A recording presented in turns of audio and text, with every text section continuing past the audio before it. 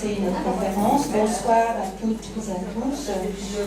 Nous sommes très heureux de vous accueillir ce soir et on vous remercie d'être venus aussi nombreux par ce beau soleil.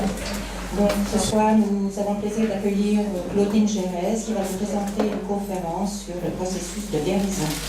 Donc on va peut-être te laisser présenter. Bonsoir. Je vais me mettre debout parce que sinon je ne vous vois pas et vous ne me voyez pas. C'est bien, vous êtes nombreux, la salle est assez grande. Donc voilà, j'habite à Châlons.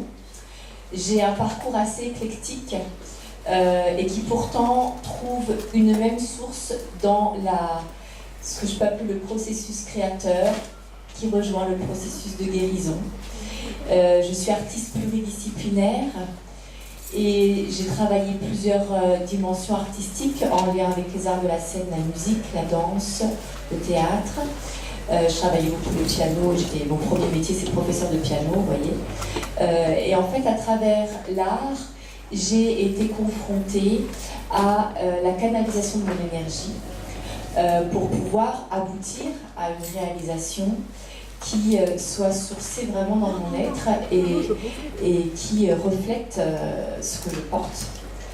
Et puis bien sûr tous les aspects techniques qu'on retrouve dans n'importe quel exercice artistique, domaine artistique, de façon à ce qu'il y ait une unité entre la matière, l'émotion et puis l'inspiration dans une création.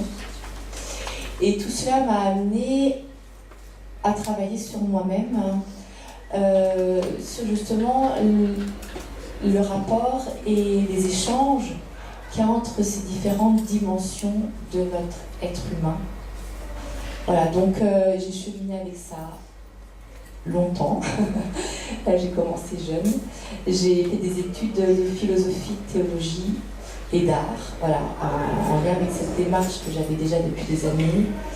Et petit à petit, je me suis orientée vers le yoga du son, parce que j'étais, en tant que chanteuse, très intéressée par la voix et le son. Et la puissance vibratoire du son qui permet d'unifier, justement, de faire des ponts entre l'esprit et la matière, entre le corps et les dimensions subtiles. Et voilà, petit à petit, j'ai laissé mes cours de musique pour animer des stages dans ce domaine du développement personnel en lien avec le son, en lien avec ce que j'appelle la reprogrammation cellulaire, c'est-à-dire comment pouvoir contacter les codes qui sont engrammés dans nos cellules, dans notre ADN, par la vibration, et la vibration en lien avec la pensée. Donc unifier l'émotionnel, la pensée pour venir toucher le corps physique et modifier les comportements aussi et des émotions qui sont parfois douloureuses à vivre, de dépression, d'angoisse ou de mal-être. Voilà. Donc je donne des conférences autour de différents thèmes. Voilà. Que ce soit comme ce soir le processus de guérison ou d'autres thèmes particulièrement autour d'Hildegard de Bingen, parce que j'étais très attirée par cette personnalité du XIIe siècle, je ne sais pas si vous en avez entendu parler, qui soignait avec les plantes, avec les pierres, et elle soignait aussi avec le son, avec la voix, avec le chant. Et j'ai créé un spectacle, voilà, je crée des spectacles sur Hildegard que je donnerai donc le 4 juillet à la cathédrale, que j'ai déjà donné plusieurs fois. Et voilà, c'est vrai que quand je crée un spectacle comme ça, bon, il y en a deux avec lesquels je tourne, l'autre c'est un spectacle sur Lorca, le poète espagnol. Ce sont des personnes qui, quelque part, me hantent, entre guillemets, en tout cas, il y a quelque chose de leur présence très fortement. Et je sens qu'il y a un message important à donner pour le monde d'aujourd'hui. Et Hildegard, vraiment, a été très, très, très prégnante. Et donc, effectivement, elle est une grande guérisseuse. Elle est vraiment une enseignante, une maître, pour nous aider à comprendre aussi ce processus de guérison qui, nous concerne tous, bien sûr. Voilà, donc je donne aussi maintenant, voilà, j'ai découvert il y a plusieurs années que j'avais du magnétisme dans les mains, il y a même voilà, une vingtaine d'années, mais il y a 7-8 ans, c'est devenu plus prégnant aussi, et je donne maintenant aussi des soins énergétiques et des soins d'écoute. Je ressens par résonance ce qui est présent là dans la personne, au niveau de ses émotions, au niveau de...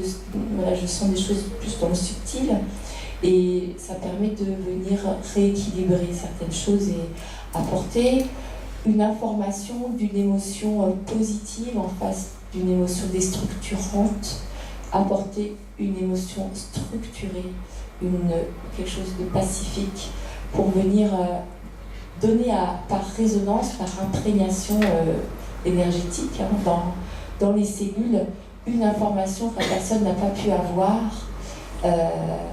parce qu'elle n'en a pas hérité, elle n'en a pas fait l'expérience. On a besoin de faire des expériences pour que notre corps, c'est comme un disque dur, il puisse engrammer des codes, si on veut. Et c'est vrai que quand on côtoie des personnes qui sont capables de dégager quelque chose, qui peuvent venir comme nous imprégner de façon positive, ça permet à notre matière, à notre corps, à notre ADN, d'avoir des informations nouvelles et de pouvoir évoluer. Voilà, donc je pense que je me suis présentée assez largement. Je voulais commencer cette soirée par vous proposer en fait un avant-goût de l'atelier de demain après-midi, à 14h.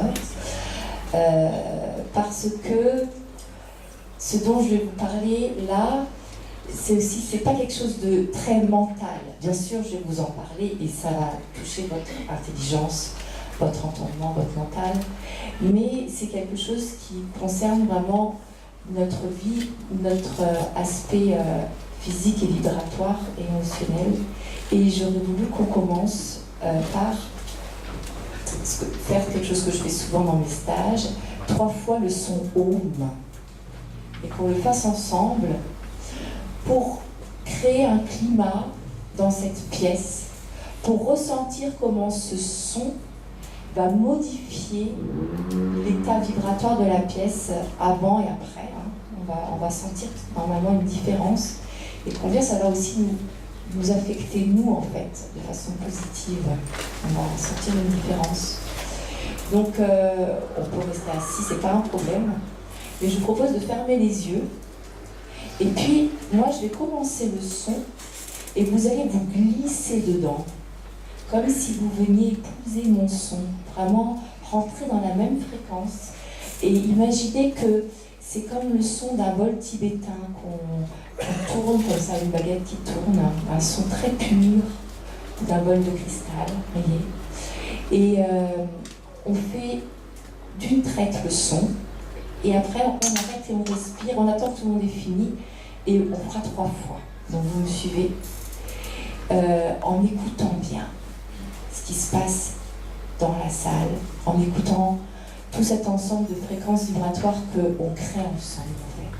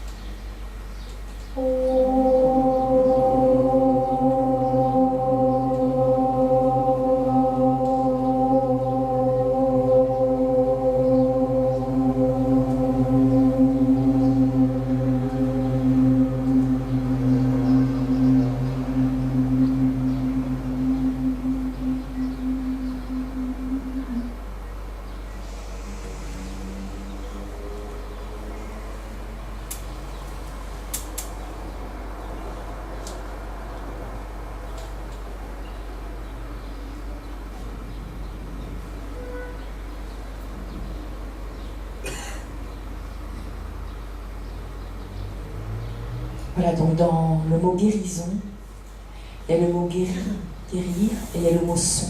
Voyez. Et bon, c'est peut-être un hasard, hein, mais c'est joli, je trouve, d'associer la guérison avec le fait de guérir avec le son, avec la pureté d'une fréquence. C'est ce qu'on vient d'expérimenter là. De voir combien un son pur, un son qui est bien structuré, il nous aide à nous structurer. Et nous structurant, il nous aide à nous apporter la santé. On va voir voilà, dans ce titre processus de guérison, donc il y a le mot guérison, et puis il y a le mot processus. C'est-à-dire que ce n'est pas quelque chose de magique qui va arriver d'on ne sait où. Un processus, il y a des causes à effet. Il y a tout un cheminement, il y a une évolution. Ça ne va pas nous tomber dessus voilà, comme par magie ou par hasard. La guérison, c'est quelque chose qui se travaille. La santé, c'est quelque chose qui s'entretient, qui se travaille. Les Chinois, ils l'avaient bien compris. Normalement, ils payent le médecin quand ils vont bien, et c'est quand ça ne va pas, ils ne le payent pas. Voilà, normalement, on devrait...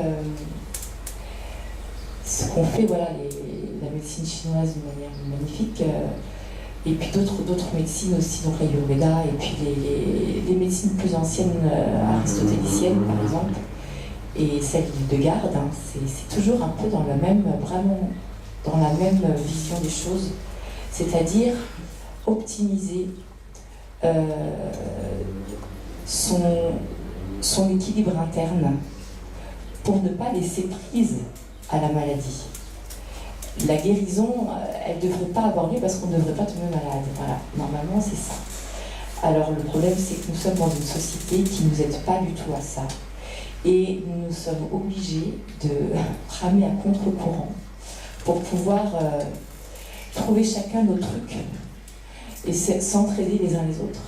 On va voir comment est-ce qu'on va optimiser cette santé en soi.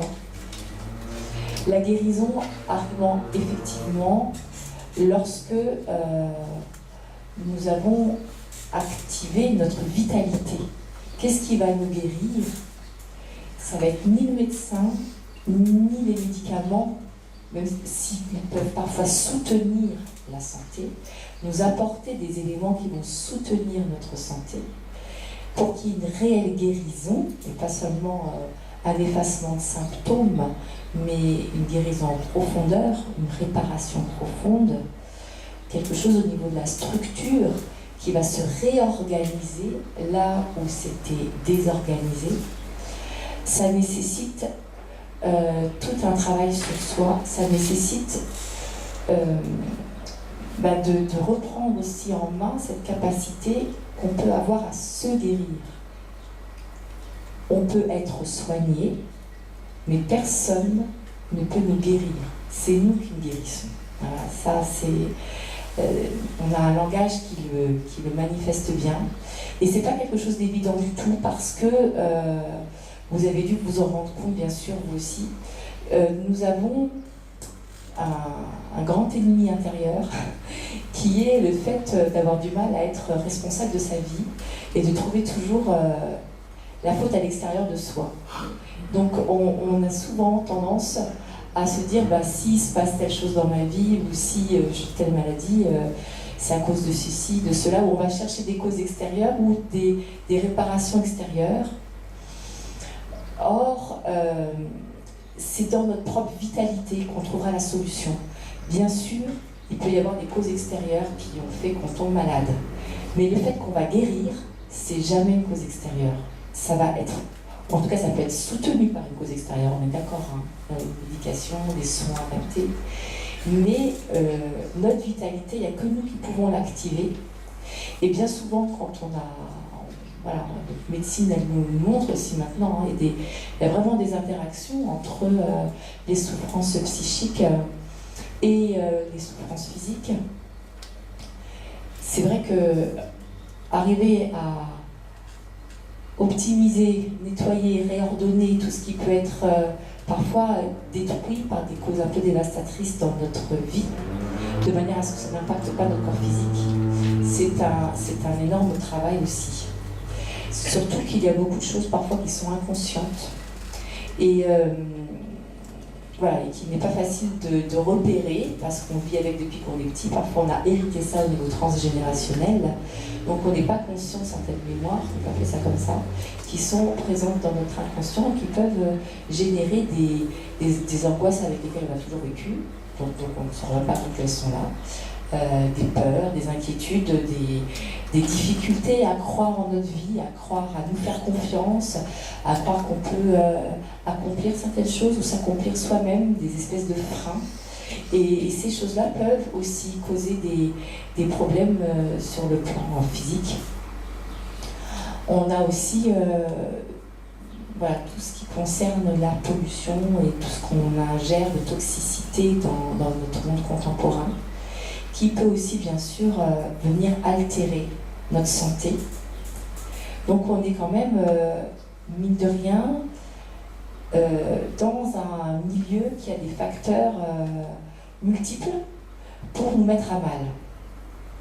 Et ce n'est pas en nous protégeant extérieurement de tous les maux possibles, comme par peur d'en attraper, quoi. On voit maintenant avec les bons vaccins autour, donc bref, il faut se protéger plus, et ça devient invivable. Quelle alternative trouver à cette pollution à la fois psychique et physique dans laquelle on est dans notre temps d'aujourd'hui, de manière à pouvoir rester non seulement en santé, mais en santé rayonnante dans toutes les dimensions de notre personne et optimiser notre joie de vivre aussi, parce que elle est liée à notre vitalité et c'est elle qui nous soigne aussi. Donc tout cela est lié et c'est effectivement en allant chercher, voilà, il y a beaucoup de choses qui se font maintenant au niveau de la méditation, on découvre de plus en plus que c'est vraiment à l'intérieur de soi qu'on peut trouver des solutions. Et on va regarder un petit peu comment ça interagit, les différents plans, physiques, émotionnels, mentaux, pour permettre d'optimiser ce processus de guérison.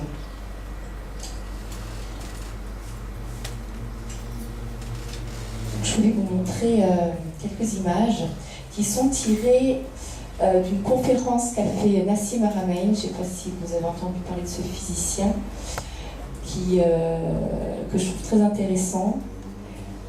Et il a étudié voilà, le fonctionnement énergétique général de la vie dans le cosmos.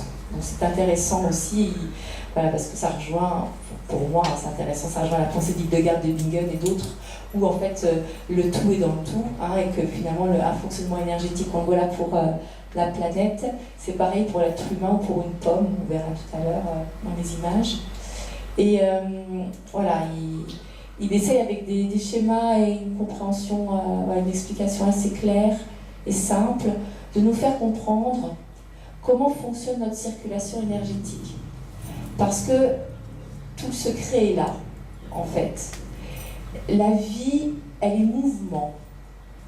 Et si nos différents plans physiques, émotionnels, mentaux, spirituels sont séparés les uns des autres, ça cloisonne et ça empêche la circulation de l'énergie et donc la vie. J'aime bien prendre l'image du charbon et du diamant. Ils ont la même constitution chimique. Par contre, ils n'ont pas la même construction moléculaire. Et le charbon, il est stratifié. Alors que le diamant, il a une structure architecturée, c'est une architecture verticale. Donc le charbon va être opaque, friable, tandis que le diamant est de très loin la pierre la plus dure de notre planète, et transparent, et extrêmement... voilà, ça vient, cette dureté, cette solidité, ça vient de sa structure. Ça vient du fait qu'il y a cette architecture, il y a des lignes de force, et non pas des strates. Et on verra dans d'autres images un peu plus tard, mais certainement vous connaissez les différents chakras qu'on a dans le corps. Le premier chakra à la base du tronc qui représente l'aspect physique, le deuxième, 3 doigts sous le nombril qui représente plutôt l'aspect émotionnel, le troisième vers le plexus solaire qui représente davantage l'aspect mental, l'astral dans le cœur, dans la gorge, c'est l'ouverture au spirituel, la connexion à tout le cosmos, aux informations subtiles au niveau du troisième œil, et puis le contact avec la transcendance au niveau du 7e chakra, au niveau de la couronne, de la fontanelle. Et donc ça nous montre que nous sommes une réalité complexe qui est comme des poupées russes les unes dans les autres, le corps physique étant au centre, et plus les corps sont subtils, plus ils sont à l'extérieur, hein, et on dit les corps subtils compénètrent les plus denses. Il y a vraiment une architecture.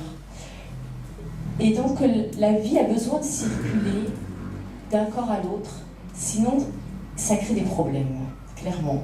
Si on a notre corps physique d'un côté, notre corps émotionnel de l'autre, notre mental de l'autre, et notre intériorité, notre vie spirituelle de l'autre, et puis que ça ne se parle pas, on va sentir des espèces de morcellement à l'intérieur de soi. Et ces morcellements vont empêcher la vie de circuler et peuvent conduire à des problèmes de santé. En tout cas, conduiront forcément à ne pas permettre à la vitalité d'être présente, ni à la joie d'être présente jusque dans le corps. Donc, on voit dans cette image ce qu'est la figure géométrique du tore. Vous voyez, c'est comme une espèce de bouée, si on veut, avec il y a une cheminée à l'intérieur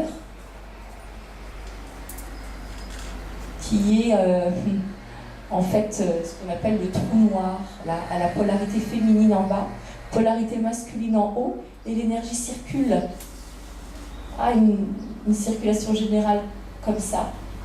Et puis il y a aussi une circulation dans chaque hémisphère. Je vais vous montrer d'autres images. Voilà, on voit aussi pour une galaxie, c'est pareil. Ça, c'est schématisé. Et on voit au milieu, c'est intéressant, hein, on a cette petite lumière qu'on peut appeler le cœur. Et étonnamment, nous sommes faits comme ça. Étonnamment, nous avons des orifices en polarité féminine, en polarité masculine, comme si l'énergie, comme la fontanelle, c'est comme un orifice. Hein. L'énergie circule. On est en creux à l'intérieur. On est tout. Enfin, il y a un tuyau, c'est vide dedans en fait. Enfin, on mange, mais c'est étonnant de se dire que quand même, il y a ces creux à l'intérieur de nous. Même à tel point que quand on respire tous, ça n'a peut-être jamais pensé, mais je vais vous dire quelque chose qui va peut-être vous perturber, mais quand on respire l'air dans une même pièce, en fait on va respirer l'air qui a été dans le poumon du voisin. Donc on aspire des choses de l'intériorité du voisin, clairement. Parce qu'on inspire, on expire, donc on est tous dans le même bain quelque part. Hein. Et il y a ce cœur au milieu. On voit qu'il brille, qu'il est activé.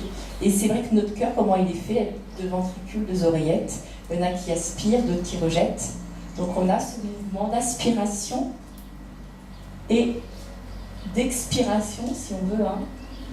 Donc il y a recevoir et donner, qui sont les deux mouvements de la vie, qui sont aussi les deux mouvements de l'amour. Recevoir, donner, aspiration, expiration, polarité féminine, polarité masculine. Et tout s'explique en fait avec ce mouvement de la vie qui est cet inspire-expire, ce recevoir-donner, cette interaction entre la polarité féminine et la polarité masculine. On travaillera un petit peu ça avec la respiration demain à l'atelier, de ressentir à quel point ce souffle qui est venu avec nous au moment de notre naissance représente vraiment la vie et va être en fait notre première nourriture pour être vivant. Et c'est quelque chose qu'on oublie. On a des systèmes de croyances hérités. Alors on ne se rend pas compte que c'est des systèmes de croyances, mais de fait, c'est des choses qu'on considère comme acquises et évidentes. C'est-à-dire, par exemple, qu'on a besoin de manger de la nourriture physique pour vivre, alors qu'on sait maintenant qu'il y a plein de gens dans le monde qui arrivent à vivre sans manger. C'est un peu dingue, mais ça existe. Donc c'est possible. Mais on oublie que notre première nourriture, c'est notre respiration. Et pourtant, on peut s'arrêter de manger plusieurs heures, voire plusieurs jours, voire même plus que ça. Respirer, ça ne va pas durer longtemps. Mais on oublie de s'alimenter consciemment avec sa respiration. Or, cette respiration, donc je travaille beaucoup là-dessus dans mes ateliers, je ne vais pas vous faire des exercices là, mais toutes les personnes qui font de la méditation, parfois du yoga, en tout cas, il y a quand même beaucoup de personnes qui sont éveillées par rapport à ces techniques-là maintenant, et chez qui peut-être vous allez déjà chercher des renseignements par rapport à ça. Mais effectivement, la respiration consciente est une réelle nourriture, même pour notre corps physique. Et on le sent physiquement, comme on a senti pour ce home, on peut vraiment sentir physiquement que ça nous alimente, que ça nous nourrit, et que ça nous vitalise, parce que ça va venir réveiller ce tord. Ça va activer l'inspire et l'expire conscient, vont activer cette forme géométrique qui est la forme de notre énergie dans notre corps, qui est la manière dont circule l'énergie dans notre corps. Cette énergie, elle a besoin de circuler. Et nous sommes dans une société, dans une période de l'humanité, on va dire, où quand même on est très sclérosé. On aurait tendance à une espèce de passivité, à être sur nos écrans d'ordinateur, on n'est plus maintenant au grand air, à être en contact avec la nature, à respirer à plein poumon, on est de plus en plus confiné, sédentaire. Il y a quelque chose qui plombe comme ça, qui empêche la vitalité de s'exprimer par cette circulation. Et donc on a besoin de trouver des trucs, et surtout de se rendre conscient que sans cette circulation d'énergie, on ne peut pas être vivant, tout simplement. Et si on n'est pas vivant, eh ben on meurt. Donc c'est nos cellules qui vont mourir petit à petit, et on ne va pas comprendre pourquoi il y a des problèmes qui se mettent en place. Mais c'est la vie qui rend vivant, j'ai envie de dire. C'est rien d'autre, c'est la vie qui va nous rendre vivants. Donc c'est à nous d'être vivants, et de trouver des moyens pour la cultiver, cette vie à l'intérieur de soi. Et c'est important de comprendre que cette vie, elle a un fonctionnement énergétique, c'est quelque chose de très physique, en fait. C'est pas seulement je fais de la méditation, ou j'ai une dimension spirituelle dans ma vie, ou bien si je vais faire du sport, moi je cours beaucoup. On peut faire l'un et l'autre sans prendre conscience qu'il y a une circulation d'énergie et ressentir cette circulation d'énergie. C'est important de conscientiser cette circulation si on veut pouvoir l'activer pour que notre corps soit nourri par elle, ainsi que tous nos autres plans, les autres corps émotionnels, mentaux, etc. Donc là, c'est encore un schéma. Donc là, vous avez la pomme.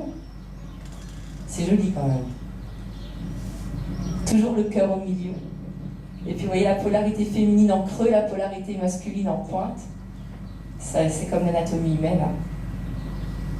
On retrouve notre système solaire.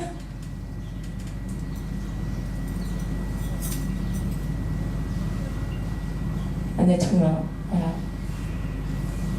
qui a été décliné de cette façon, voilà, dans plusieurs traditions. Je vous en montre, vous allez en reconnaître. Attendez, mais c'était pas le premier. C'est ça. Il est là, Léonard. Mais là, il y a Hildegarde, avant lui. C'est la grande amie de... Oui, tout à fait. Elle avait aussi beaucoup d'infos. Ah oui, elle a eu des infos. Heureusement. Elle était dans la lumière. Ben oui, mais c'est vrai que ces infos, finalement, elle les a eues de façon assez spectaculaire, mais j'ai envie de dire toutes les traditions ancestrales, voilà, de médecine qui finalement se rejoignent. Les infos, on les a si on veut bien les entendre. Hein. Voilà. C'est vrai que ça demande à être ouvert, quoi. Elle avait une particulière ouverture, ça c'est sûr. De toute façon, voilà, ouais, Hildegard, c'est quand même très particulier, c'est magnifique. Alors ce que j'aime beaucoup aussi dans cette image, et voilà, qui est aussi quelque chose de très important, c'est qu'on voit les différents éléments. Vous avez l'air, là, c'est des souffles, des petits nuages, c'est des souffles, ça. Vous avez l'eau, la terre, et puis il manque un cercle à l'extérieur, on le voit un petit peu là-haut, avec des petites flammes, il y a le feu. Et Hildegard insistait beaucoup sur la nécessité de l'équilibre des différents éléments pour que la vitalité soit là. Quand il y a un déséquilibre, c'est la destruction. En tout cas, c'est le bazar, clairement. Et on voit ça dans notre monde maintenant. Hein. S'il y a trop d'eau, ou trop de feu, ou trop d'air, ben ça crée des perturbations, des tremblements de terre, pareil, trop de terre. On a des perturbations. L'équilibre vient que les 4 éléments sont unifiés et se respectent les uns les autres et sont à leur place chacun.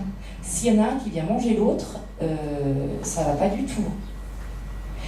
Et ces 4 éléments, bon, le 5e élément, c'est les terres. Le 5e élément, c'est le vide entre les particules de matière. Vous savez que la matière, en fait, elle est bourrée de vide. Et il y a, on voit qu'ils sont en train de découvrir ce qu'ils appellent l'énergie libre ou l'énergie noire qui se trouverait entre les particules de matière et en fait qui aurait une densité. Voilà, c'est pas du vide en fait. Ils se rendent compte que ce vide, il n'est pas vide, il est vibrant. En fait, ce vide entre les particules de matière permet la vibration de se répandre. C'est un espèce de champ vibratoire en fait. Et c'est grâce à lui que la vie se répand. Donc plus on va prendre conscience de ce vide présent en nous, et on peut le ressentir, là on faut affiner un petit peu la sensation, mais voilà, quand on apprend à capter un peu le prana, ou en tout cas par la respiration, par l'imagination, sentir qu'on est comme plein de vide, qu'on n'est pas quelque chose de compact, qu'on est quelque chose de poreux, qu'on est quelque chose de perméable, qui est capable d'échange, qui est capable de circulation. D'un coup, on se met à respirer partout dans son corps, et puis on peut ressentir peut-être des espèces de petits picotements dans le corps, qu'on appelle en fait la présence du prana. C'est comme si nos cellules, d'un coup, elles s'ouvraient à la vie.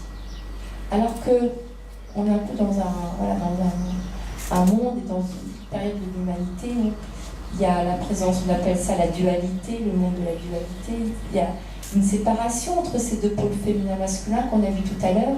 Au lieu qu'ils se parlent avec amour, recevoir, donner, ils sont un peu en dispute. Donc on a le cœur brisé, et puis d'un côté il y a le féminin, l'autre le masculin, puis ça crée beaucoup de perturbations. Mais ce n'est pas le propos de notre conférence ce soir.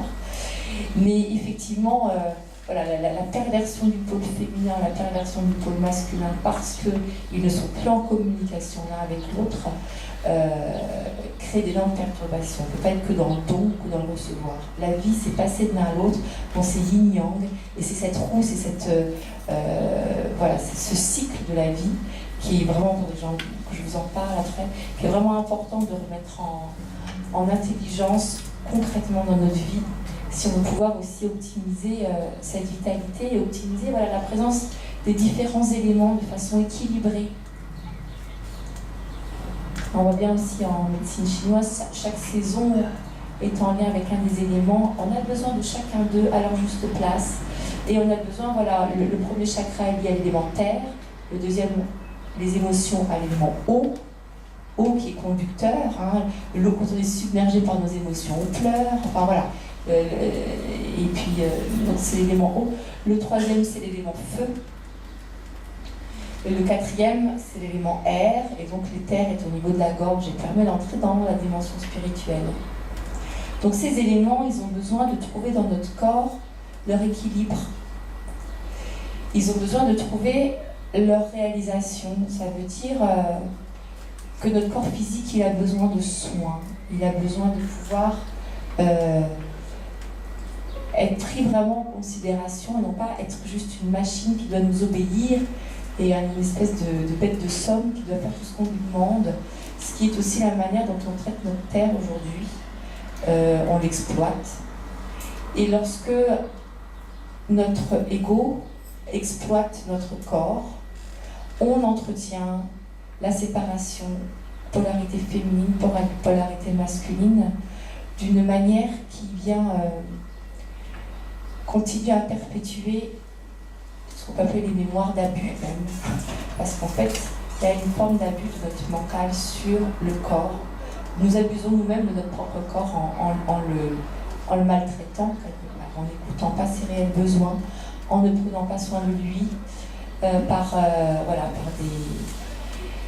des sports doux qui vont le développer. Hein. Je pense au yoga, au pilates, enfin, il y a plein de tai chi, de pratiques qui permettent de découvrir l'intelligence de notre corps, de nous réconcilier avec lui, de l'approcher avec ce respect et cette intelligence dont il a besoin, et d'entrer en communication avec lui. Ça va un peu à l'encontre de certains sports. On est beaucoup dans une société de compétition aussi. Donc, où du coup le corps n'est pas vu comme un ami avec qui je vais rentrer en relation, mais comme à nouveau une bête de somme, si on veut, mais pour un cheval de course, pour des performances. Et là encore, on retrouve le même dysfonctionnement, hein, qu'on n'en prenne pas du tout soin ou qu'on en prenne soin comme étant un objet de performance. On n'est pas en amour avec lui. Et effectivement, comment nous permettre d'entrer et de créer d'entrer en communication et de créer du lien entre nos différents corps, on appelle ça différents corps, corps physique, corps émotionnel, corps mental, corps astral, corps spirituel. Comment on fait pour entrer? C'est par la communication aimante, ce qu'on ressent dans la respiration. Quand on respire consciemment, on ressent cet amour qui circule entre la polarité féminine et masculine. On ressent que le souffle et l'amour, c'est la même chose. C'est assez étonnant, mais voilà, demain, on fera un exercice comme ça. Et on pourra entrer dans cette dimension-là.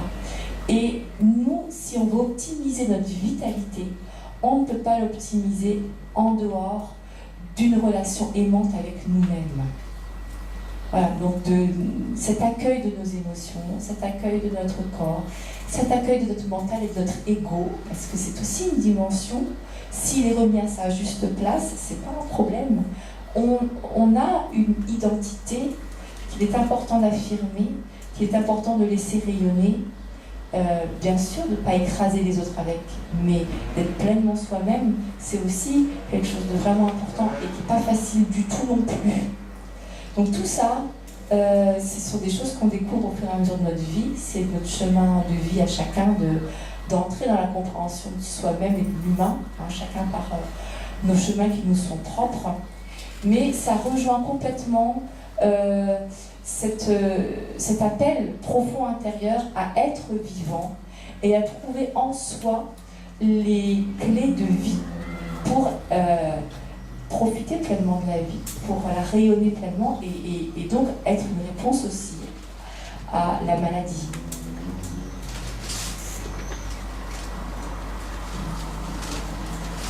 Voilà, encore on voit le cœur aussi.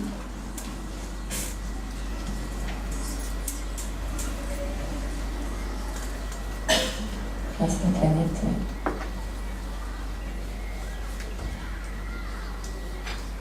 Donc ça circule, vous voyez, au niveau des hémisphères aussi. Chaque hémisphère, donc il faut comme... Moi j'interprète ça comme ça, avec voilà, mon expérience et puis mes intuitions.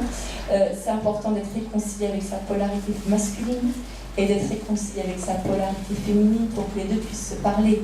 Si on n'arrive pas déjà à être copain avec l'un et avec l'autre, ils ne vont pas pouvoir rentrer en communication l'un avec l'autre. Donc il y a à la fois la communication des deux, mais il y a aussi chacun a sa propre communication interne.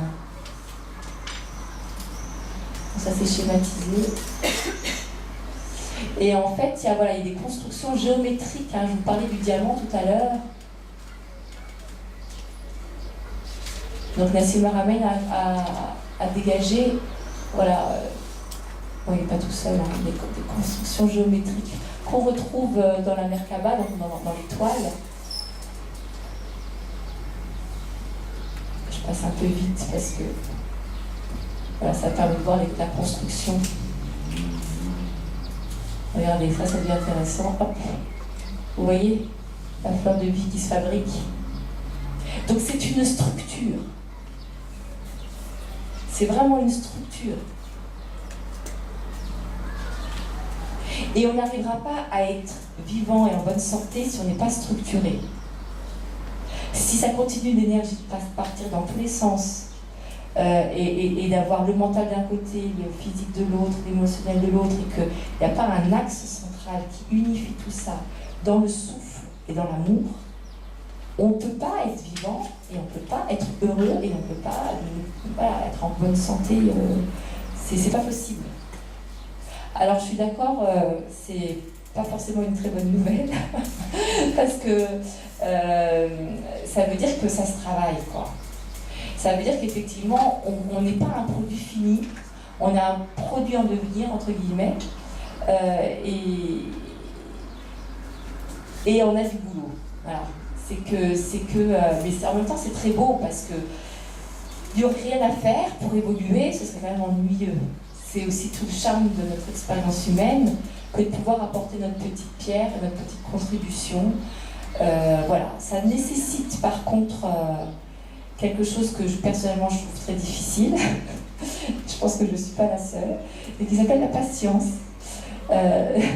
Parce que parfois j'entends des gens qui me disent « Oh, mais ça fait 10 ans que je travaille sur moi et ça va toujours pas. » Et j'ai envie de dire « Mais attendez, ça fait des millénaires qu'on traîne des casseroles et qu'on traîne des problèmes, on ne va pas les résoudre en 10 ans, quoi. » Donc, on est en train d'apprendre.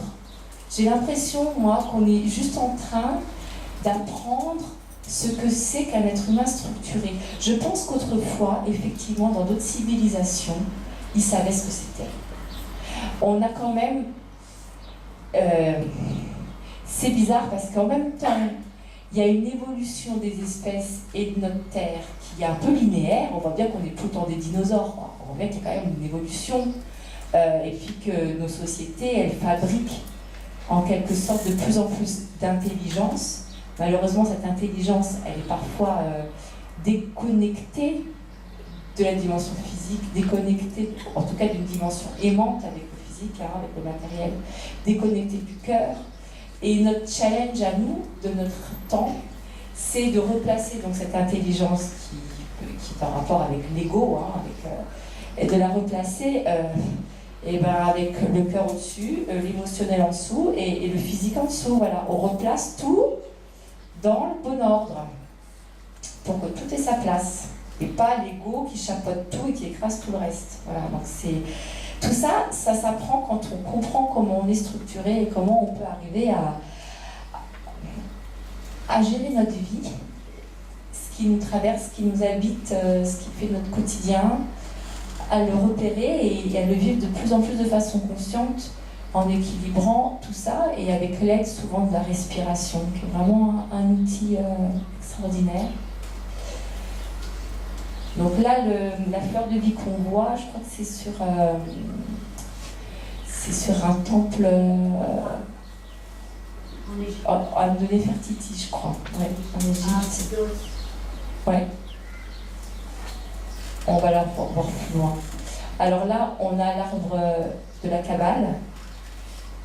Donc je ne sais pas si vous avez entendu parler de l'arbre de vie de la Kabbale juive, mais vous voyez, la fleur de vie, l'arbre de vie, les deux ont une structure, et vous allez voir plus tard, on retrouve Keter veut dire la couronne, Malkut en bas veut dire le royaume, et on a en fait tous les niveaux et tous les chakras de l'un à l'autre, en passant par Date, qui est la séphira cachée, la séphira de la connaissance, qui est voilée, qui correspond au troisième œil aussi.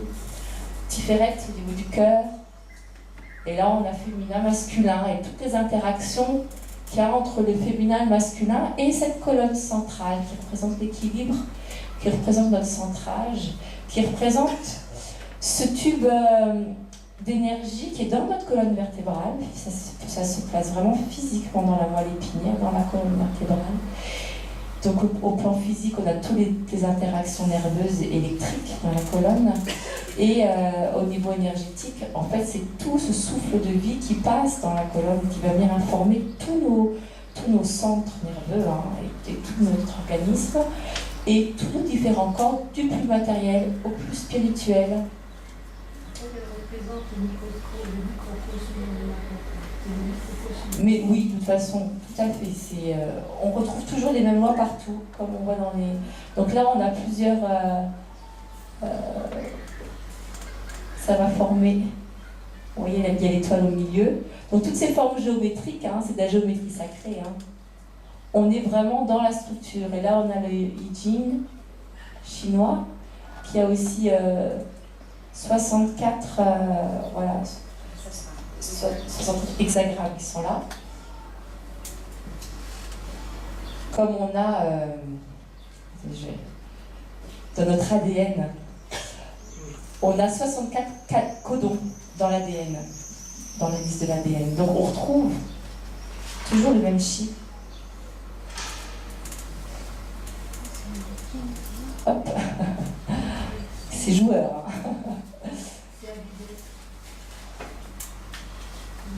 Un truc qui fait. Vous voyez, c'est marqué.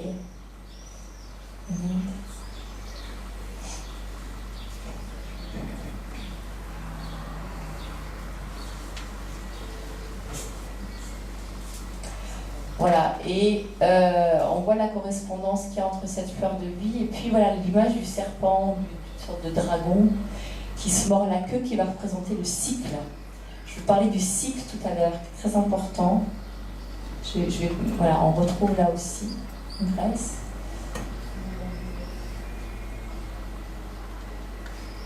Alors c'est chouette là, parce qu'on a Yin, le Yang, on a...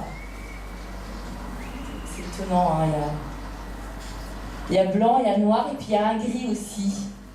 C'est rigolo. Et puis il y en a un grand qui fait tout. Donc comme on voyait tout à l'heure avec notre image du Thor, que dans le masculin ça circule, dans le féminin ça circule, il y a les interactions entre les deux, puis il y a toute la circulation énergétique générale. C'est toute une construction. Et là c'est représenté comme ça, mais symboliquement, ça veut dire la même chose.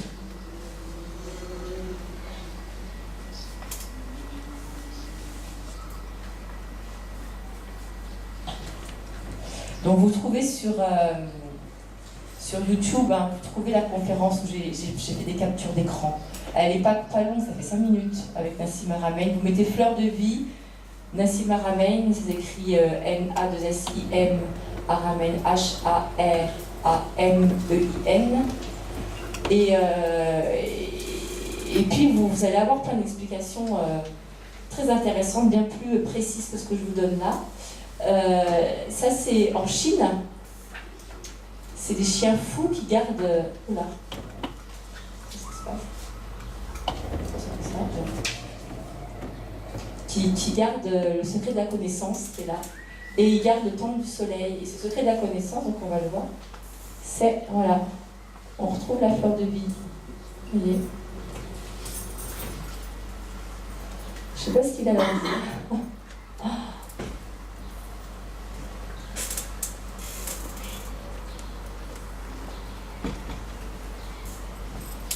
Donc on voit à la fois le Thor, la géométrie, la fleur de vie. Donc les crop circles aussi, hein, c'est, voilà, tout ça vient, c'est son idée, mais le fait que c'est quand même une manifestation géométrique de ce processus, enfin de cette circulation énergétique. On retrouve toute la géométrie sacrée.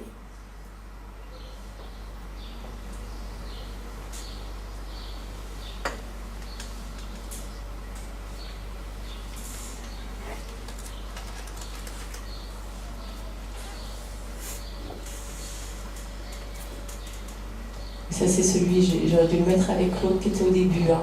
C'est le même que la première image de Klopstock que je vous ai montré.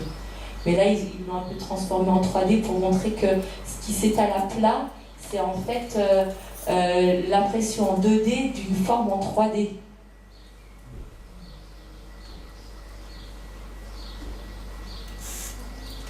Et ça, c'est donc les hélices de l'ADN. Là, vous avez, voilà, je vous parlais des différents chakras. Et cette chakra, c'est un peu comme une poupée, des poupées russes, qui sont imbriquées les uns dans les autres. Donc ça, c'est l'arbre de vie. Je passe assez vite parce que je ne vais pas vous faire toute une conférence sur la Kabbale. Ce qui est intéressant, c'est de voir la correspondance, vous voyez, entre cet arbre de vie et la circulation d'énergie et les chakras. Donc, ça doit des traditions différentes.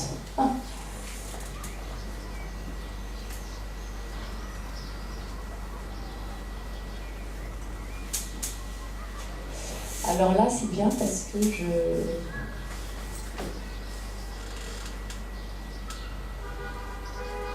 si vous travaillez un peu sur la Kabbale, j'ai toujours eu cette question et je vois en fait la colonne de gauche, quand on la regarde de face, quand on regarde l'arbre de vie, il est comme ça.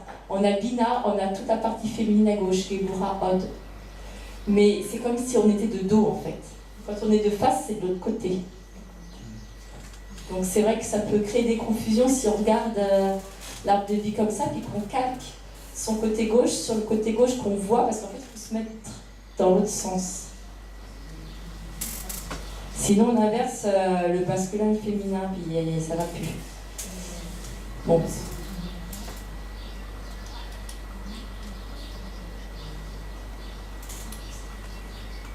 Donc vous voyez des traditions différentes, et pourtant la même structure. Et on vit, voilà, ça c'est l'église. Donc c'est toujours fait pareil. Ceux qui construisaient les cathédrales, ils avaient ces connaissances-là. Hein. Ça venait du temple de Salomon, entre autres. C'était des connaissances très très très précises sur la géométrie sacrée. Maintenant, on construit les édifices religieux sans connaître la géométrie sacrée. C'est un contresens total. On ne peut pas s'unifier dans un milieu qui ne respecte pas la géométrie qui permet la circulation énergétique naturelle des lois de la nature, tout simplement. Donc si on veut être unifié, il faut qu'on soit dans un milieu qui, rien qu'en étant dans ce milieu, ça nous restructure. C'est à ça que servait un temple, normalement. C'est pour que notre corps, lui aussi, devienne un temple. Il est un temple quand il peut être habité par l'esprit. Et pour ça, il faut qu'il soit structuré. Si c'est un tas de cailloux, parce que c'est le bazar, qu'il n'y a rien qui est en ordre, on ne peut pas pouvoir être creux à l'intérieur pour accueillir le souffle et la vie.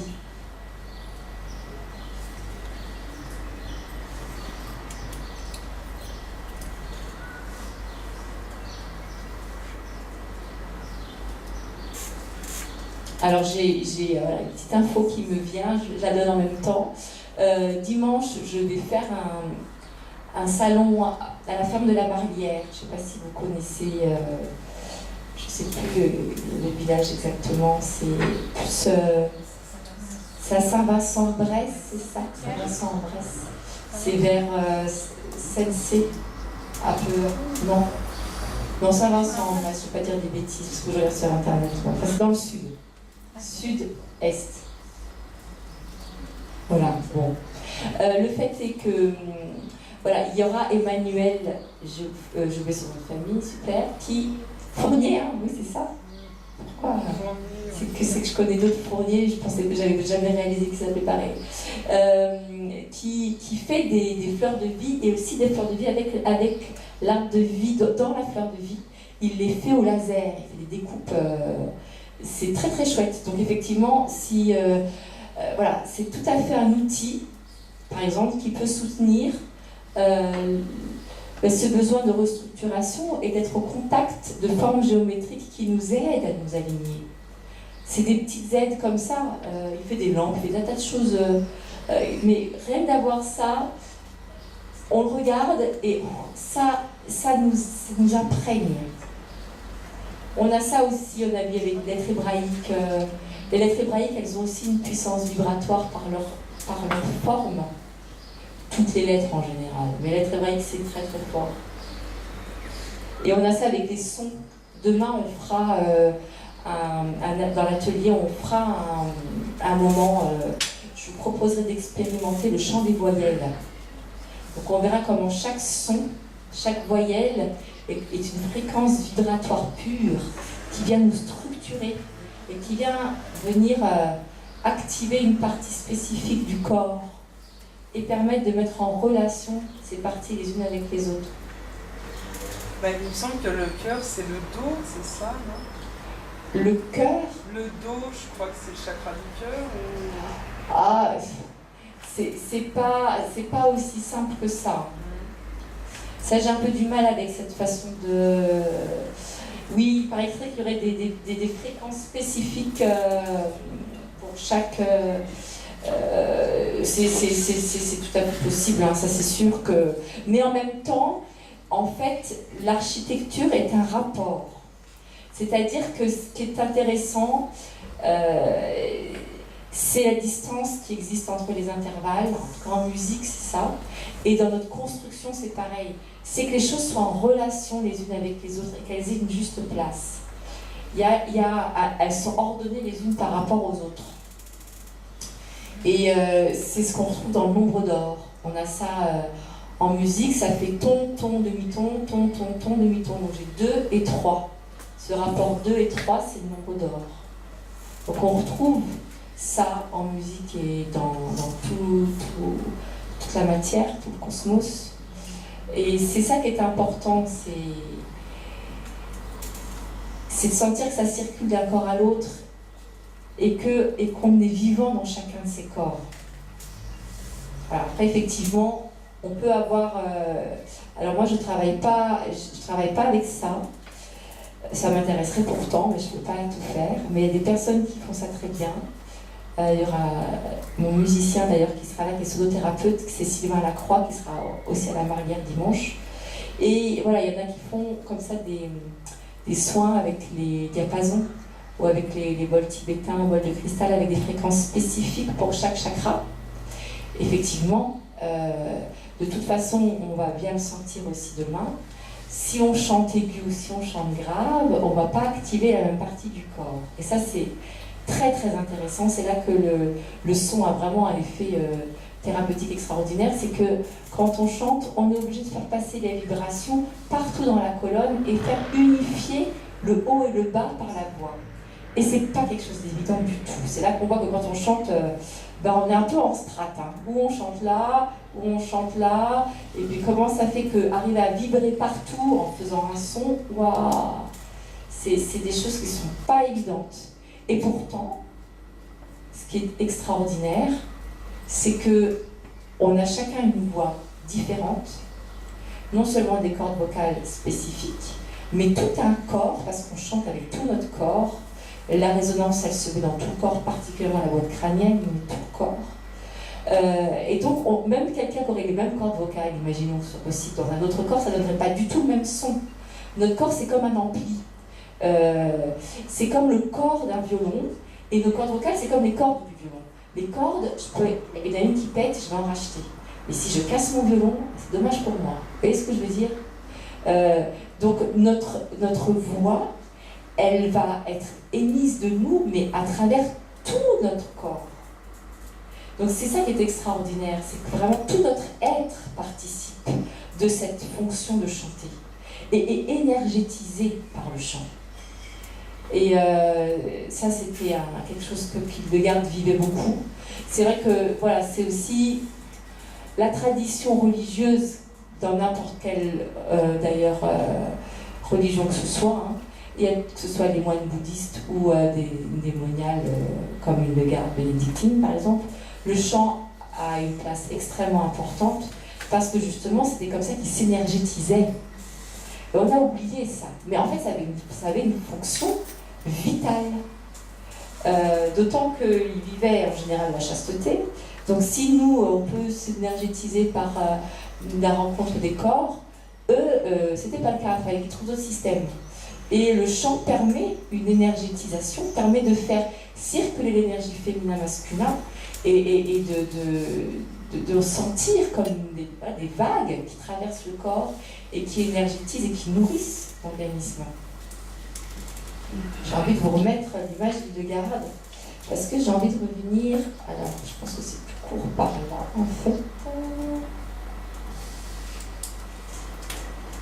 Voilà. Parce qu'elle est belle déjà, la couleur, c'est joli. Et puis, j'ai envie de revenir à cette histoire de cycle. Parce que on va retrouver au niveau du temps la même chose qu'on vient de voir au niveau de l'espace. Au niveau de la structure de l'espace, on a vu cette forme géométrique du tore, cette polarité féminine, cette polarité masculine, cette circulation d'énergie avec le cœur au milieu. Voilà, on a tout ça. Et au niveau du temps, on va retrouver la même structure. Naissance, croissance, sommet, décroissance, mort, renaissance, terrain. Donc ça, c'est ce qu'on appelle le cycle de la vie aussi. On peut appeler ça un cycle karmique. C'est un cycle karmique quand ça recommence sans évolution. Mais le but de ce cycle, c'est de permettre des acquisitions pour qu'à chaque fois, il y ait quelque chose de nouveau. C'est là que je vous dis, bon, bah oui, c'est vrai qu'on peut très bien être impatient, mais quand on comprend, bah en fait, non, on est une maille dans un cycle. On est de passage au milieu de tous ces cycles. On vit des cycles, nous aussi, mais on fait partie de ce plus grand cycle de l'humanité. Nous allons apporter chacun notre pierre. Et effectivement, il y a quand même de fortes chances, sauf à moins d'une grâce très particulière, ou d'un travail acharné, ou les deux ensemble, mais bon, surtout une grâce très particulière, je pense, qu'on arrive à un état de perfection au moment de notre mort. Vous voyez ce que je veux dire? Un état d'accomplissement total. Il ne faut pas s'en vouloir, quoi, je veux dire. Alors voilà, on fait chacun notre part. On avance chacun. En fait, ce qui est important, c'est d'entrer en amour avec soi-même et de venir se structurer, de venir avancer un petit peu plus dans cette construction de notre humanité, je dirais. Et on partira de cette terre avec ce qu'on aura construit. On laissera en empreinte ce qui aura évolué. Et c'est quelque chose de magnifique, je trouve. En tout cas, moi, ça me donne une compréhension du pourquoi de notre passage sur Terre. C'est aussi le sens des reliques, par exemple. On parle de guérison, des reliques avaient le pouvoir de guérir. En tout cas, c'est ce qu'on... Il y a eu ou encore, il y a des manifestations de ce type. Pourquoi? Parce que le corps de la personne, quelle que soit la religion, encore une fois, qui est considéré comme un saint, comme un maître, comme un accompli, va rayonner une vibration vivante parce que lui se sera structuré. Et plus on se structure, en fait, plus on optimise sa propre vitalité, mais plus on est aussi capable de venir, par imprégnation, optimiser la vitalité des autres et les aider à trouver cette structure à l'intérieur d'eux, uniquement par résonance vibratoire. C'est quelque chose de quantique. On parle pas mal du quantique maintenant, de la physique quantique, et de l'aspect de la résonance. On parle de l'effet papillon, vous voyez, quelque chose qui a un bout de la Terre. Si on envoie une information et qu'elle a une bonne présence vibratoire, elle sera puissante. Comment faire qu'une information ait une présence vibratoire puissante? C'est quand elle est liée à l'émotionnel, quand il y a en fait une vibration qui va accompagner la pensée. C'est comme ça que pour que ça s'imprègne dans la matière, il faut qu'il y ait la pensée, la vibration, et du coup ça va venir s'incarner dans la matière. Mais une intention qui reste une idée, elle n'a pas de consistance, elle n'a pas de corps, elle ne pourra pas s'incarner. Bon, on en reparlera un peu tout à l'heure. J'en étais dans mes histoires de cycle, moi. Donc vous avez, et ça, la médecine chinoise en parle aussi beaucoup, en fait il y a une phase ascendante qu'on trouve pour notre naissance, qu'on trouve dans les saisons, qu'on trouve dans la journée, et le soleil qui se lève, on ne se lève pas, mais ça fait cette impression-là, en tout cas, il y a le zénith et puis il se couche. On a ça aussi au niveau du cycle de la respiration. Inspire, suspension poumon plein, expire, suspension poumon vide. On peut voir ça aussi au niveau du cycle de l'eau, c'est intéressant. Le matin, le soleil boit la rosée qui s'évapore, donc c'est l'inspire. Suspension poumon plein, on a l'eau qui est en suspension dans l'air. Et puis ensuite, c'est la pluie qui redescend. Donc c'est l'expire, si on veut, c'est la descente. Et puis, l'eau vient pénétrer les nappes phréatiques, c'est la remise en terre, c'est la mort. Mais pour nourrir en profondeur, dans l'inconscient, dans tout ce qui est invisible, cette eau, elle vient redescendre pour ensuite ressortir de la terre en rosée, etc. Puis le cycle continue comme ça. Donc, voilà, il y a une intelligence à avoir dans ce cycle où on voit que la phase ascensionnelle, c'est comme une phase où on a la sève qui monte dans le tronc de l'arbre, où on est dans cette dimension du don, en fait, de l'épanouissement. Il y a quelque chose qui aspire, la polarité masculine va aspirer la féminine, et ça va propulser la féminine dans une forme de don. Donc, dans quelque chose de yang. Alors, c'est étonnant parce que c'est la polarité féminine qui se donne, et effectivement, quand on est dans le don, en fait, on est dans le yang. Alors, il y a, en tout cas, vu par nous, ça c'est bon. Je ne vais pas trop m'étaler, mais il faut quand même que je vous dise un petit peu. Quand on est à la place de la créature, on peut dire, donc, si on est dans une fonction de recevoir, quand on inspire, ça va monter, donc on va être dans quelque chose du don, et quand on expire, ça va redescendre. Mais quand on chante, on est actif, on est dans une phase on est à la place de créateur, si vous voulez.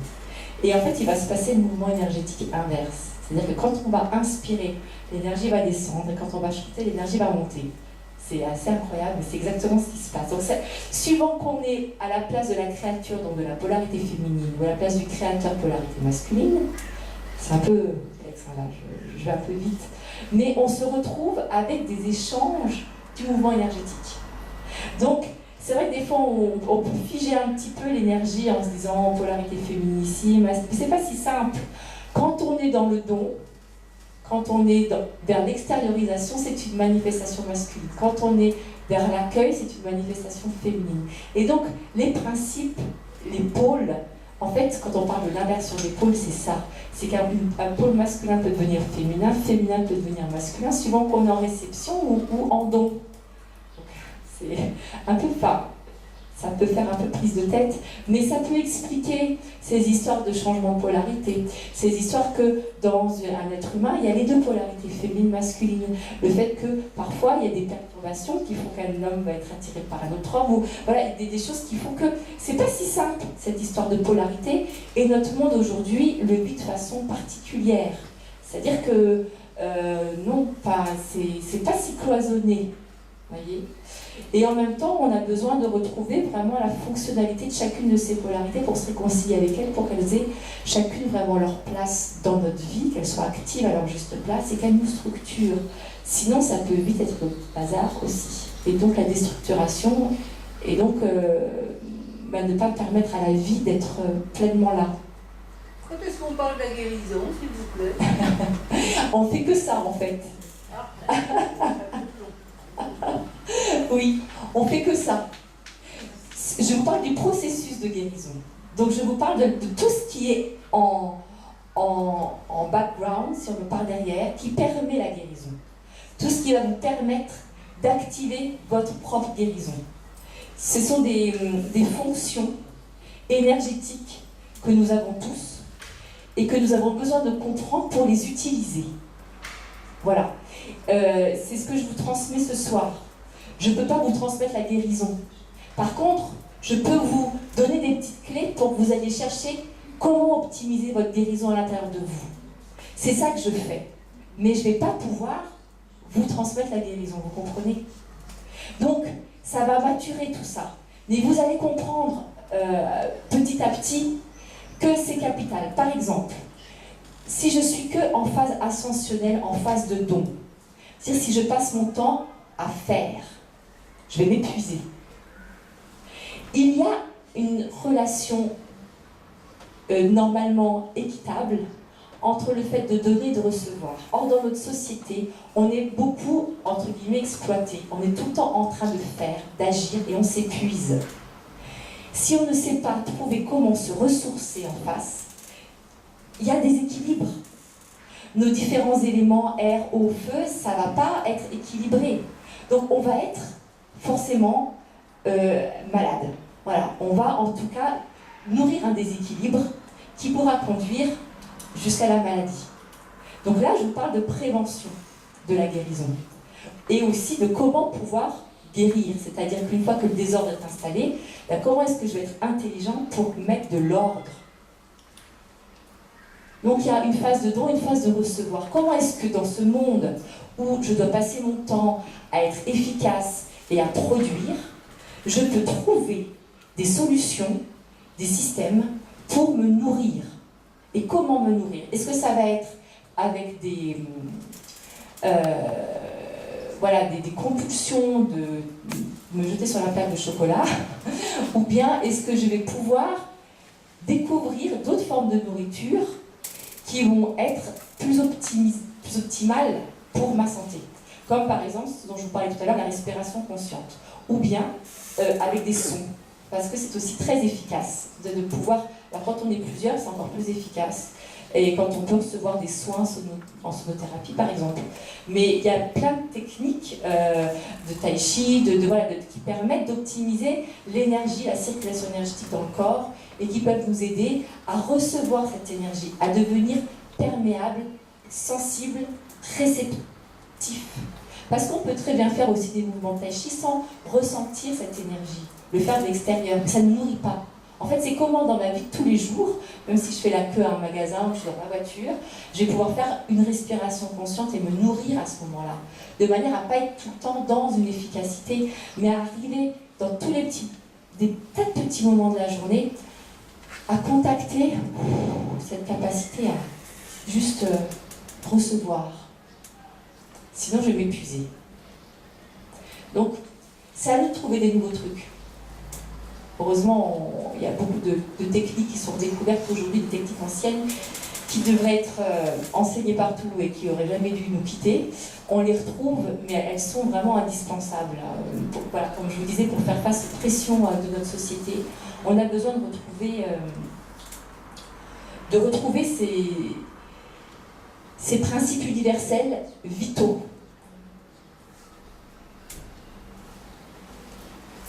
Donc il y avait aussi toute une dimension dont je vous ai parlé tout à l'heure, qui concerne... oui, peut-être qu'on peut ouvrir un peu plus, ouais, qu'on voit un peu plus clair.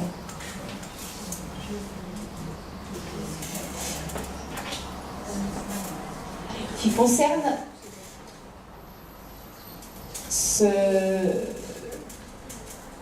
cette nécessité qu'on a, je ne sais pas si vous connaissez ce triangle de Karpman, de sortir de cette espèce de dysfonctionnement dans lequel on est malheureusement dans notre époque, de victime, bourreau, sauveur, et de pouvoir arrêter d'entretenir ça et de reprendre en main sa capacité à s'auto-guérir. En tout cas à activer sa vitalité pour pouvoir entrer dans cette guérison. Et donc de repérer à chaque fois qu'on râle, à chaque fois qu'on est dans un mécontentement ou dans une angoisse ou dans un côté défaitiste, surtout quand on est malade, c'est très très difficile quand on a des maladies graves, d'activer cette capacité à être vivant alors qu'on est malade et parfois même condamné. Voilà, ça peut être très très difficile parce que ce sont comme des niveaux qui s'interpénètrent. J'aime bien prendre l'exemple d'une image qu'on connaît tous, qui est celle du château en Espagne, qui est une image un peu allégorique. Si on pense un château en Espagne, ça va très vite. Et si on s'imagine vivre dans un château en Espagne, un peu, voilà, on fait de la sophro, on s'imagine dedans et on peut avoir des émotions, un sentiment de bien-être qui va venir correspondre à ce qu'on pourrait éprouver dans un palais. Ça. Mais s'il faut construire un château en Espagne, c'est quand même beaucoup plus compliqué. Et quand il faut le déconstruire, c'est aussi beaucoup plus compliqué. C'est-à-dire que la matière, elle est faite pour cristalliser. Et effectivement, elle va cristalliser quoi? Elle va cristalliser des plans subtils. C'est-à-dire, c'est un peu comme un iceberg. Vous avez le haut de l'iceberg, c'est votre corps physique. Puis vous avez tout ce qu'il y a en dessous. Et notre corps physique va venir manifester tout ce qu'il y a dans notre inconscient, toutes ces mémoires qu'on porte, toutes ces croyances inconscientes qu'on porte, c'est comme une graine qui serait tombée dans la matière, une graine de lumière qui tombe dans la matière, c'est un peu ça, si on veut, qui va venir se matérialiser, se concrétiser.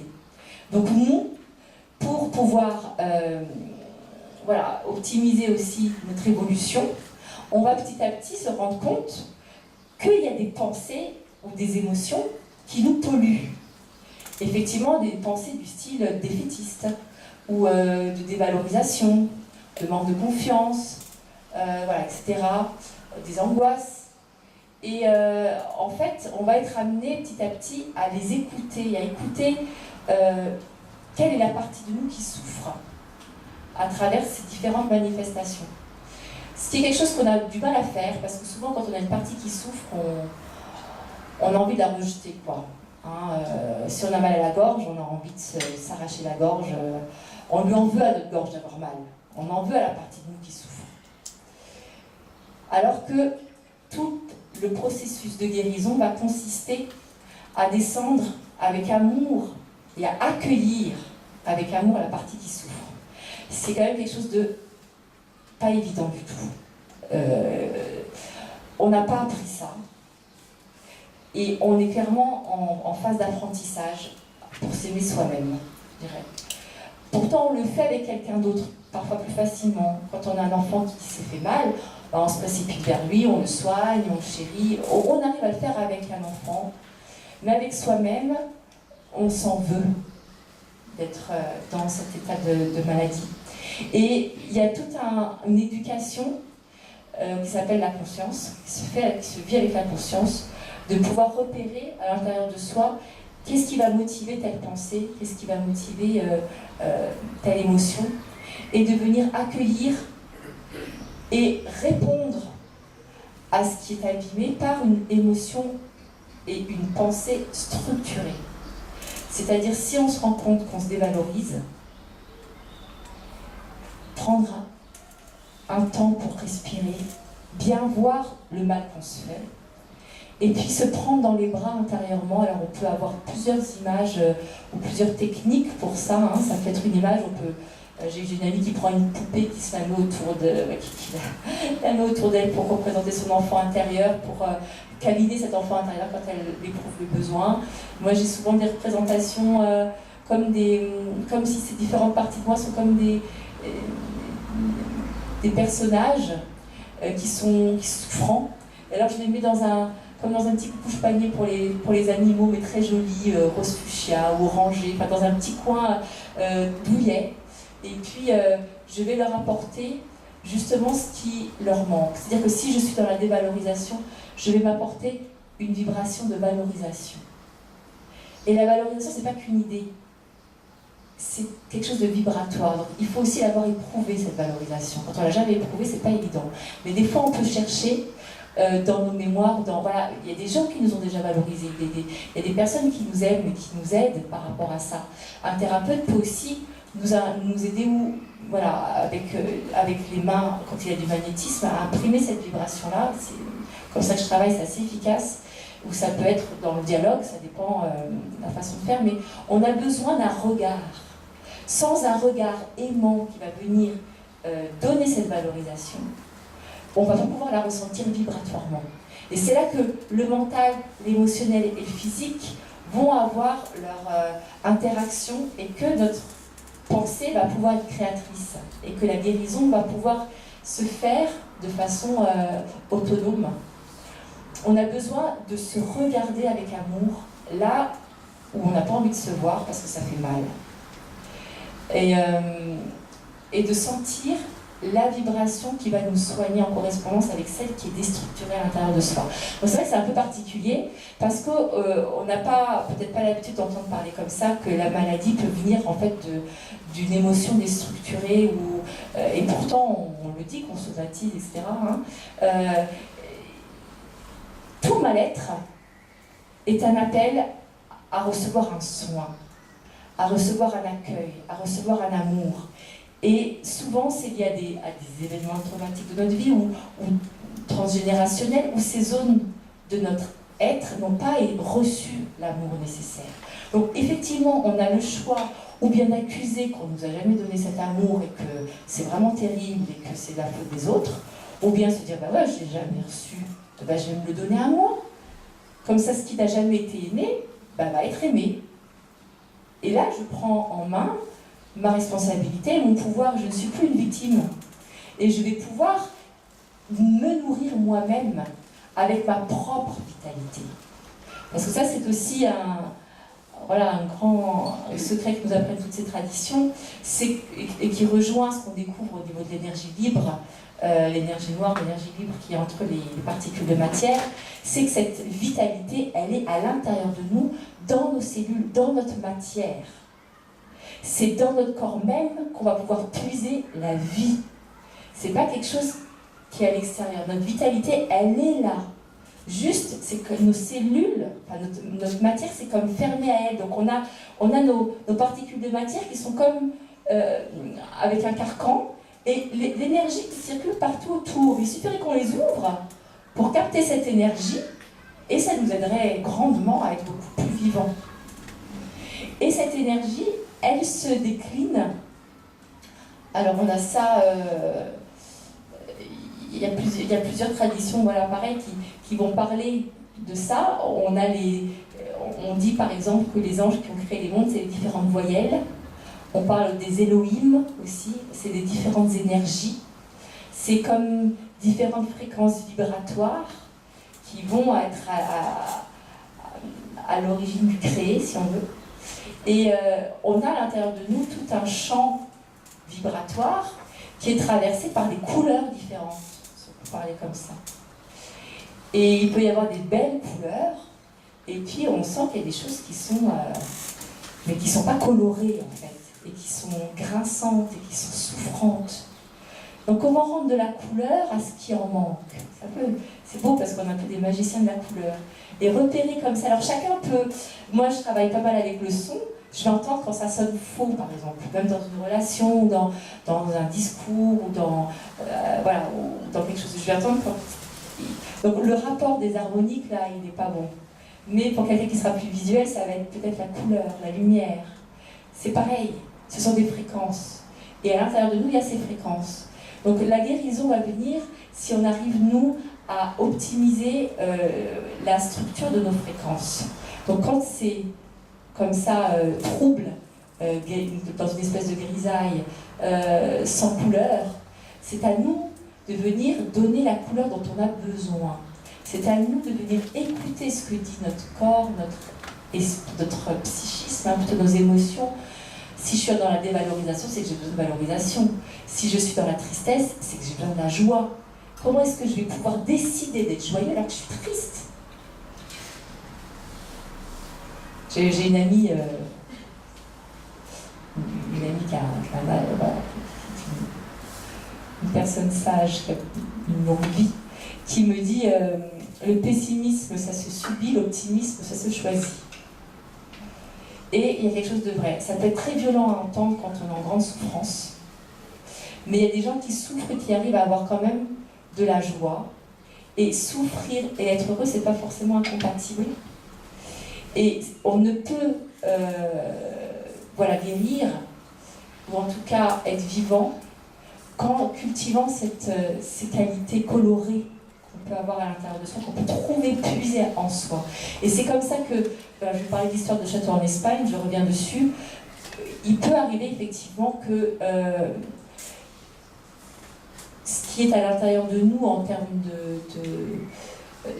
d'encodage, si on veut, va faire en sorte qu'on ait une grave maladie.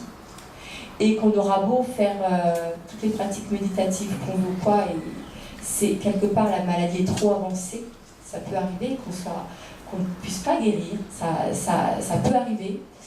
Mais j'ai envie de dire, ça n'empêche pas que, même si ça a été trop loin dans la déstructuration, ce qui fait qu'on ne peut pas faire forcément demi-tour, même si des fois ça arrive, hein, il y a vraiment des guérisons qui sont, qu'on connaît, hein, on sait très bien qu'il y a des personnes qui guérissent de façon incroyable, grâce au mental, grâce à beaucoup de choses. J'ai envie de dire, mourir vivant, c'est peut-être ce qui aurait de plus extraordinaire, parce que le passage, on va tous le faire, normalement, et de pouvoir optimiser la vie le plus possible pour être vivant ce jour-là, qu'on soit malade ou en bonne santé, c'est peut-être le but. Donc, je ne vais pas être dans quelque chose de magique et vous dire il suffit que vous ayez une pensée créatrice et tout de suite vous allez guérir. Moi, je dis attention, méfiance. Dans le corps, dans la matière, il y a une cristallisation et il y a le phénomène du temps. Et ce phénomène temps fait que quand c'est très abîmé, c'est pas forcément évident de faire marche arrière. Donc effectivement, on peut prendre. C'est pour ça que c'est mieux de découvrir ces lois de processus de guérison et de santé avant de tomber malade. Mais si la maladie est très installée, on peut faire tout ce qu'on peut pour, bien sûr, se nourrir de la vitalité, et ça peut très bien marcher. Mais je veux dire, il n'y a pas de culpabilité à avoir si ça ne marche pas, parce que la matière, elle est là pour pérenniser. Elle n'est pas là pour que ça foute le camp tout de suite. Si ça tombe dans la matière, c'est pour que ça dure. Heureusement, parce que sinon, tout se détruirait au fur et à mesure en permanence, c'est pas possible. Il y a une pérennité de la matière, une cristallisation dans la durée. D'où l'importance de vraiment vivre au quotidien et de préparer cette santé de façon, voilà, tout le temps, pas juste quand on est malade, quoi. Voilà, donc je pense que j'ai fait un petit peu le tour de ce que je voulais vous évoquer ce soir. Donc si vous avez des questions, je pense que c'est le moment pour les poser. Je peux vous passer le micro même. Des points sur lesquels vous aimeriez qu'on revienne, ou des observations par rapport à ce qui a été fait, ce qui a été dit. Il y a tout le côté des pôles qui est intéressant parce que c'est l'effet miroir, on peut pas voir, on a besoin des deux côtés, donc du positif, du négatif, dans tous les cas pour procéder aux soins. Oui. C'est ça qui va nous permettre de le faire, c'est pour ça qu'il y a les deux dans tous les cas.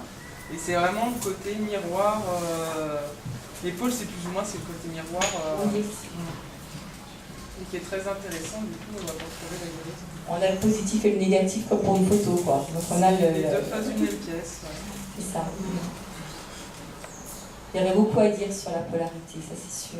Non, puis c'est très intéressant de voir ce que je suis dedans depuis des années, mais je viens de rencontrer Emmanuel Fournier, et là avec les diapos que vous avez mis, où on voit en effet pour toutes ces pyramides, cathédrales, j'avais des sensations, mais je ne savais pas. C'était pas autant détaillé que vous l'avez fait, et j'ai trouvé ça super intéressant parce qu'en effet on voit comment... les preuves sont là pour les personnes qui ne sont pas adeptes ou qui ne croient pas réellement. Je trouve que là, oui, on les preuves, ça donne une compréhension en fait. Hein. Ouais. Parce qu'on entend parler, on parle d'énergie, mais c'est quoi l'énergie? On parle des chakras, on ne sait pas très bien à quoi ça correspond, comment ça vient, toute cette structure. Ouais. Voilà. Moi, on travaillera ça de façon plus concrète demain après-midi avec les sons, avec vraiment des expériences énergétiques, physiques, pour sentir cette architecture dans le corps. Mais c'est vraiment quelque chose de concret. Hein. Et c'est pas nébuleux, c'est précis, c'est concret et précis. Ce que vous nous avez présenté, ça représente la médecine sacrée, aussi en fait, on commence par les images. On commence par les images à montrer que vous avez présenté sur ordinateur, etc. Alors qu'en fait, tout cet enseignement est un enseignement traditionnel, caché, secret, et qui commence à se révéler. Donc les gens ne sont pas très au courant encore, parce qu'en fait, c'est ce qu'on appelle l'anti hermétique. Oui, mais il faut qu'on en parle. Voilà. Et c'est pour ça que les gens sont un peu surpris d'entendre parler de ces choses-là, alors qu'en fait, c'était transmis dans les lieux ésotériques, sacrés, fermés, dont Hildegard faisait partie, dont Saint-Bernard faisait partie. Par contre, s'il y avait des moines ou des sœurs en parallèle qui n'avaient pas cette connaissance, ils n'y avaient pas accès. Et maintenant, ça se dévoile tout doucement. Ça surprend les gens qui n'ont jamais eu accès à cet enseignement. C'est comme Je la suis prophétie des Andes. physiothérapeute et j'ai une médecine en éthique. Oui, en même temps, c'est vrai que c'est des choses qui sont dans les traditions depuis tellement longtemps qu'on a oublié, mais en fait, qui étaient très généralisées. Hein. Quand on voit la médecine chinoise, quand on voit... Enfin, j'ai envie de dire, c'est nous qui avons quitté ça, mais c'était, les gens, ils vivaient avec ça tout le temps. Hildegard, c'était sec, humide, froid, chaud, bah, comme l'Ayurveda, comme Aristote. Ils avaient tous ces classifications-là, puis on retrouve les 4 éléments, hein. Sec, humide, froid, chaud, on retrouve tout ça. Cet enseignement a disparu lorsqu'il y a eu, à un moment donné, au XIIe et XIIIe siècle, une Voilà, boucher, après etc. Thérèsienne, voilà. Voilà. Et- Alors en fait, ça existait, et quand il y a eu les bûchers, Voilà. l'Inquisition, les thérapeutes qui n'étaient même pas forcément dans l'Église catholique, on les a mis comme des sorciers, des sorcières, on les a mis au bûcher. Et toute cette connaissance médicale, médicinale, eh ben, ça a été détruit entre le XIIe et le XIVe siècle. Ouais, Alors les en fait, Chinois, ça existe depuis toujours. Mais oui, ça existe. Et ça commence à se révéler et à revenir. Bon, on a Maintenant, besoin, ouais. c'est nécessaire, on est dans l'ère du Verseau et maintenant il faut que l'humanité soit informée. Voilà. On a besoin d'avoir des bases de connaissances.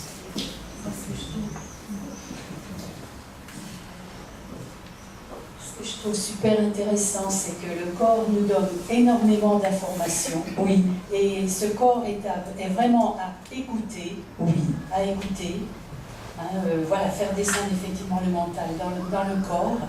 Et ce corps qui est souffrance, mais en même temps qui peut être vraiment renaissance. Oui. Renaissance, et tout passe par là. Et ça, c'est super intéressant dans cette association de Cap Santé, où effectivement on parle beaucoup du corps, de la maladie, de tous les processus de guérison. Et cette information, je trouve, elle est capitale, parce Oui. que tout passe par le corps. Oui. Si on sait l'écouter, si on apprend, parce qu'on ne nous a pas appris à l'écouter. Hein, le corps a été beaucoup, mis de côté. exploité. Et voilà. Et là, c'est à nous maintenant de reprendre de permettre au corps de reprendre son pouvoir. Oui.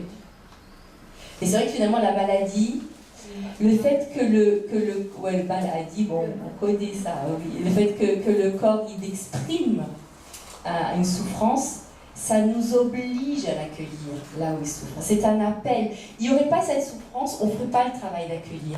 On n'y penserait pas. On ne le sentirait pas. Donc ça ne viendrait pas à notre conscience.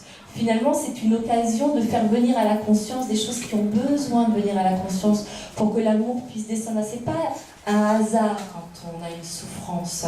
C'est un appel profond de réconciliation avec soi dans des zones très précises et qu'on explore, qu'on découvre, qu'on va découvrir avec la maladie. C'est comme un chemin, c'est comme un territoire qu'on ne connaissait pas. Et on va être amené à faire l'explorateur dans une terre inconnue et à explorer tout un champ qu'on n'avait pas imaginé. Et à l'accueillir, à le faire sien, à le réintégrer en soi. L'aimer, tout simplement. Aimer sa maladie. Aimer ce qui est souffrant en soi. Voilà, aimer Oui. ses souffrances. Voilà. Aimer ce qui est souffrant, je dirais. Oui. Oui. C'est pas la souffrance en elle-même qu'on va aimer. C'est pas vraiment la Accepter, maladie, voilà. C'est pour ça qu'on fait Oui. le langage la Des langue oiseaux, oui. C'est pas pour mettre un mot je suis malade, parce que si on dit qu'on est malade, on crée Oui. la maladie. Oui. C'est juste dire le maladie, qu'est-ce que j'ai, qu'est-ce qui me fait souffrir. Qu'est-ce qui est Sinon, on souffrant se en rend moi, malade en oui. disant qu'on est malade. Il suffit de mettre la vibration qui va en face. Hein, mais c'est vrai que ça demande une écoute, c'est un peu du sport, hein, parce que en fait on fait de la muscu parce qu'on a des muscles internes, hein, entre les différents plans qui sont pas fabriqués, hein, nos trajets. Donc on a l'impression de faire un peu du sport. L'illusion, la réalité, Ça passe d'un plan à l'autre et puis si jamais on y est voilà. pas.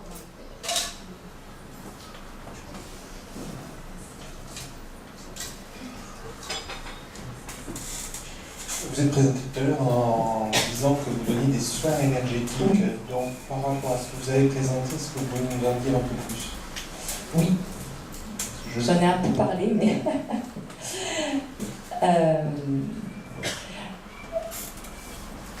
donc je fonctionne par résonance, c'est-à-dire que je vais sentir ce qui est déstructuré et je vais proposer une vibration structurée en face. En utilisant donc les mains, que je vais passer sur les chakras particulièrement, sur les organes, je vais pouvoir sentir ce qui est souffrant en fait, ce qui va être serré ou vide, ou voilà, il y a plein de qualités qu'on peut ressentir comme ça.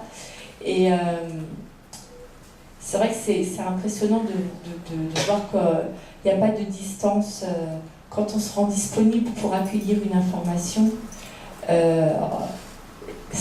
La distance est un peu une illusion. Hein. On peut même mettre les mains, plonger les mains à l'intérieur, retirer des choses, des tumeurs. C'est assez étonnant, hein. Sans mettre la main, mais on la met énergétiquement. Puis, donc on peut vraiment contacter la matière de façon vibratoire et ça a des effets physiques. C'est assez spectaculaire parfois. Parce que l'organe, il a besoin d'être aimé, accueilli.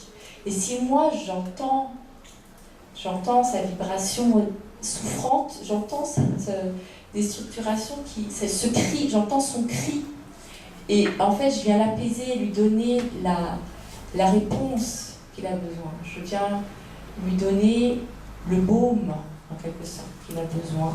Et donc il va pouvoir capter cette information.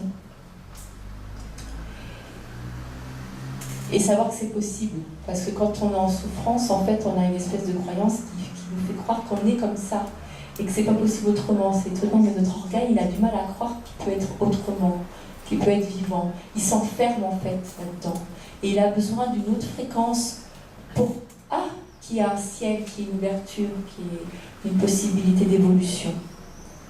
Donc, je pratique mes soins de la façon suivante. En fait, il y a tout un temps d'écoute. Parce que mon but, c'est vraiment de permettre à la personne de découvrir son autonomie et la connaissance, d'entrer dans cette connaissance d'elle-même. Donc il y a tout un temps d'écoute et de dialogue. Et pour moi, de percevoir aussi vibratoirement où est-ce qu'il peut y avoir des choses qui sont en souffrance déjà dans la parole. S'il peut y avoir des mémoires transgénérationnelles aussi. Ou voilà, des lieux